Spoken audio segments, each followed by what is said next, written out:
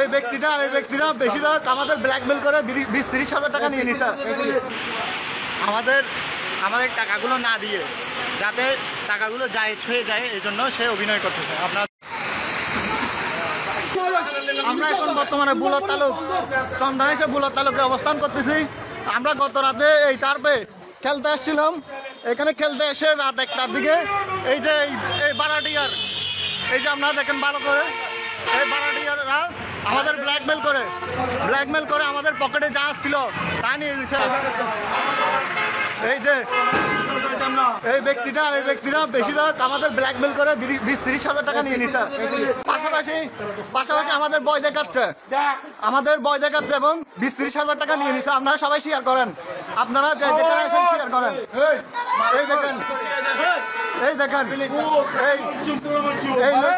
এই লোকটা ট্রান্সজেন্ডার কিনা জানি না, এই লোকটা ট্রান্সজেন্ডার কিনা জানি না।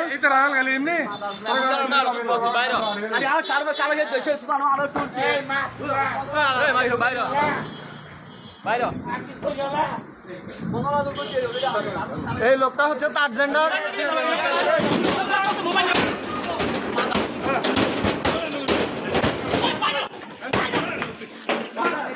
এই ঘটনা এখানে সবসময় ঘটতে থাকে। অনেকে আমাদের বলেছিল এই জায়গায়, এই দেখেন চট্টগ্রাম কক্সবাজার হাইওয়ে রোড, এই হাইওয়ে রোডে মানুষকে ব্ল্যাকমেল করে এই জায়গার যারা বারাডিয়া আছে, এই বারাডিয়ারা মানুষ থেকে টাকা নিয়ে নেয়, পয়সা নিয়ে নেয় এবং পাশাপাশি মোবাইলগুলো নিয়ে নেয়।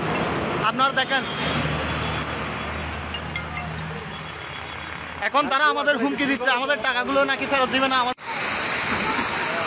এই যে দেখেন,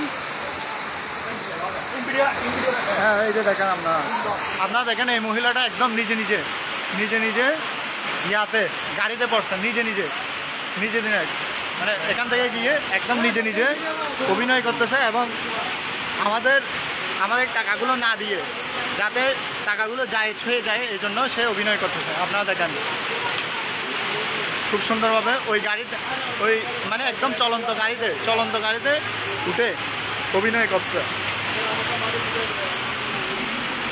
হ্যাঁ, সবাই এই এলাকাবাসী এদের অত্যাচারে অতিষ্ঠ এবং এখানে এলাকাবাসী এদের অত্যাচারে অতিষ্ঠ এবং এরা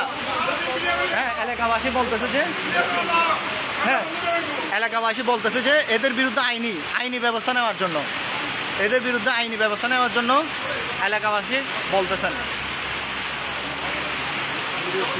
হ্যাঁ, অন্যদের দোষ ছাপানোর জন্য, নিজের কাছে নিজেরাই করতেছে। অন্যদের দোষ ছাপানোর জন্য এই মহিলাটা বেশিরভাগ এই কাজগুলো করে যাচ্ছে। এরা ব্যবসা করতেছে, এক একটা এরা মানে ব্যবসা শুরু করছে এই মহিলাগুলো। এমন এই জায়গায় এই ভাড়াটিয়া, এদের বাড়ি কোথায় জানি না আমরা, এই ভাড়াটিয়াগুলো ব্যবসা শুরু করছে।